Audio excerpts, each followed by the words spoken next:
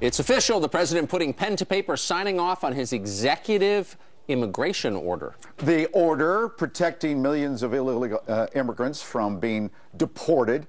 But the big question all week long has been, is it constitutional? Right. Well, joining us now to discuss is the host of Fox News Sunday, Chris Wallace. Good morning, Chris. Hey, Thanks for being with us. Hey, guys. So all week we've been showing tape of the president more than 20 times saying, I'm not an emperor, I'm not a king, I can't do this. But all of a sudden his tone changed. So now that he's signed these two executive actions, what's the tone in Washington? Well, it's about what you'd expect, although I have to say I think it's a little bit more moderate. I mean, there'd been such a buildup to this that it didn't quite have the shock value that you might have expected. Certainly people are very upset about it. But Republicans are trying to figure out, and there's some split within the GOP, about how to handle it. Some of them really want to go nuclear on this. They're talking about shutting down the government. They're talking about blocking all presidential nominations. Others, particularly in the leadership of the House and Senate, are saying take a more measured approach. We're going to be talking about all of this today at the top of the hour. We're going to be talking with Ted Cruz, one of the people leading the fight, and talking about defunding at least the Department of Homeland Security until the president pulls back on his executive order. We're also going to talk to the governor-elect of Texas, Greg Abbott, the current attorney general.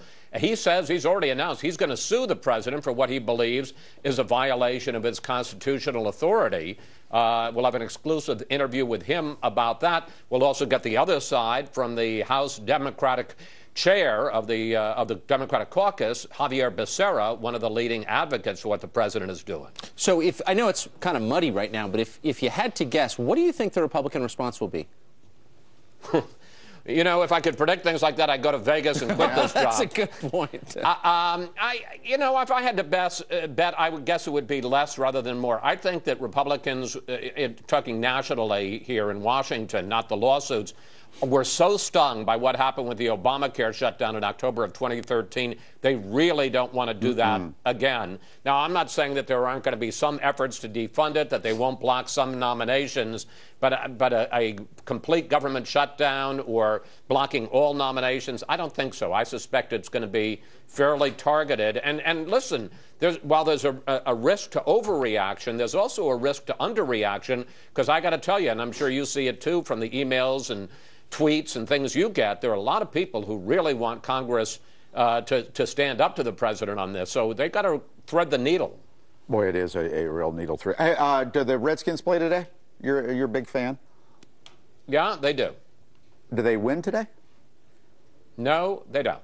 Oh, no. Chris Wallace with the most succinct sportscast in history. Why are you asking me to predict things? I don't know. But I feel safer in my prediction about the Redskins than I do about what the Republicans are going to do. That's for sure. All right, Chris, thanks so much. We're talking Redskins. That's why we asked. Coming up, speaking of the Redskins, yet another media organization weighing in on the name controversy, and this one just in time for Thanksgiving. Take a look.